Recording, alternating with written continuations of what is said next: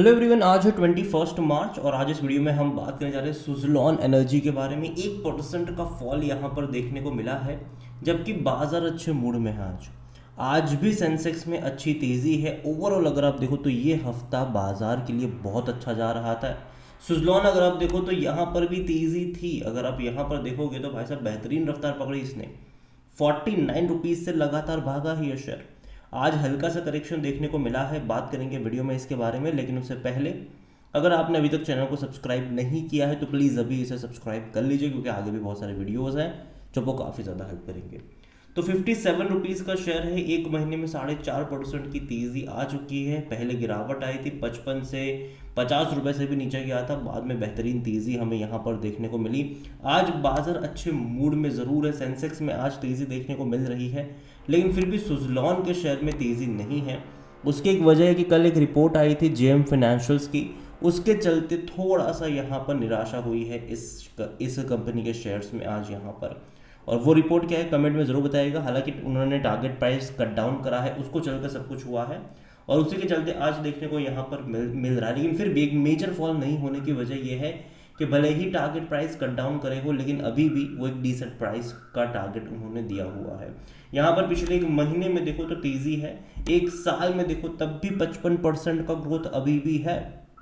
लेकिन एक बेहतरीन तेज़ी आई थी 37 से शेयर गया था 85 पे, वहाँ से फॉल देखने को मिला। और देखो इससे पहले भी इसने बीच बीच में अटेम्प्ट करे, गिरावट आई, अटेम्प्ट करे, गिरावट आई, अटेम्प्ट करे, गिरावट आई। ये एक अच्छी तेज़ी आई है, देखते हैं कि सस्टेन रह पाएगा कि नहीं। 60 रुपये का एक लेवल है, वहाँ पर एक रेजिस्टेंस देखने को मिल रहा है, उसका ब्रीच होना यहाँ पर ज़रूरी है। अगर वो ब्रीच हो जाएगा तो 70 तक के लेवल दिखाएगा, लेकिन अगर नहीं होगा तो अगेन मैं कहूँगा कि वापस यही सर्कल में आपको देखने को मिल सकता है। ये कंपनी का अगर आज वॉल्यूम देखेंगे तो तकरीबन 2 करोड़ से भी ज़्यादा के शेयर ट्रेड होते नजर आए। बाजार जस्ट अभी खुला है, बड़ी क्वांटिटी में ट्रेडिंग यहाँ पर चल रही है। इतना ही नहीं, 52 वीक्स का जो हाई है वो 86 रुपीज़ का था। 36 रुपये का लो भी इसने बनाया था। वहाँ से पहले तेज़ी आई, 86 पे गया, बाद में गिरावट हमें यहाँ पर देखने को मिली। 78,000 करोड़ से भी ज़्यादा का मार्केट कैप देखने को मिल रहा है कंपनी का। और कंपनी एक टाइम इसके गोल्डन सितारे भी थे, बहुत पुरानी बात है ये, नई नई लिस्टिंग हुई थी उस टाइम की। तब भाई साहब 450 रुपये पर भी ट्रेड कर चुका है ये शेयर। और एक टाइम ऐसा भी था जब 1.5 रुपये से नीचे भी ये ट्रेड कर चुका था। इवन कोरोना काल में भी बहुत कम प्राइस पे ये अवेलेबल था। और उस टाइम पे हालांकि इनकी फंडामेंटल हालत बहुत ख़राब थी। जो सुज़लॉन में आज हम तेज़ी देख रहे हैं उसकी वजह सिर्फ और सिर्फ टर्न अराउंड यहाँ पर है, मतलब रहा है इस कंपनी का।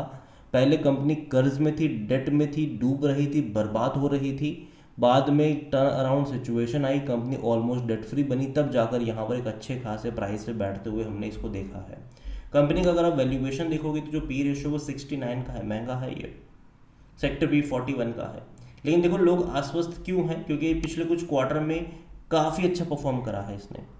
यहाँ पर फंडामेंटल जब से चेंज हुए हैं तब से इनके प्रॉफिट्स रेवेन्यू में इंक्रीज आया। रेवेन्यू में अगर आप देखो तो पिछले कुछ टाइम में बड़े बड़े प्रोजेक्ट मिले, ऑर्डर मिले इसको, जिसके चलते हमने यहाँ पर तेज़ी देखी। और प्रॉफिट में तेज़ी होने की वजह यह कि कंपनी का इससे पहले बहुत ज़्यादा डेट था, तो एक बहुत सारा जो अमाउंट था वो उस कर्जे को चुकाने में जा रहा था। लेकिन कंपनी ने करा क्या, इससे पहले भी कंपनी 2 बार अपने डेट को रिस्ट्रक्चर कर चुकी थी, लेकिन उसके बावजूद भी कंपनी उस डेट ट्रैप से बाहर नहीं आ पाई। लेकिन तीसरी बार बहुत स्मार्टली प्ले करा इन्होंने, अपने डेट को पहले रिस्ट्रक्चर करा, उसके बाद इन्होंने फ़ौरन पैसा रेज कर लिया और कंपनी ऑलमोस्ट डेट फ्री हो गई है।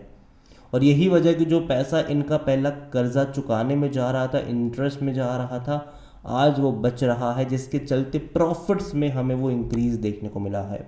लास्ट क्वार्टर बहुत अच्छा रहा, 3000 करोड़ से भी ज़्यादा का इनका रेवेन्यू था और 385 करोड़ से भी ज़्यादा का इनका प्रॉफिट था।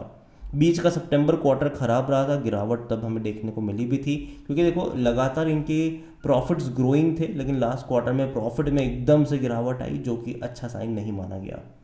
हालांकि आने वाले क्वार्टर में अगर इनके प्रॉफिट इसी तरीके से बढ़ते रहे तो जो वैल्यूएशन है 69 का जो पी है वो भी एडजस्ट हो जाएगा। शेयर प्राइस में या तो गिरावट आनी ज़रूरी है पी रेशो कम होने के लिए, या फिर प्रॉफिट का बढ़ना ज़रूरी है, रेवेन्यू प्रॉफिट्स का बढ़ना ज़रूरी है।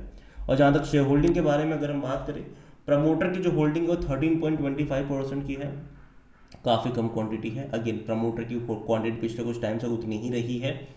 हालांकि 80% का स्टेक इनका गिरवी था जो इन्होंने छुड़ा लिया है, अभी एक भी शेयर गिरवी नहीं है।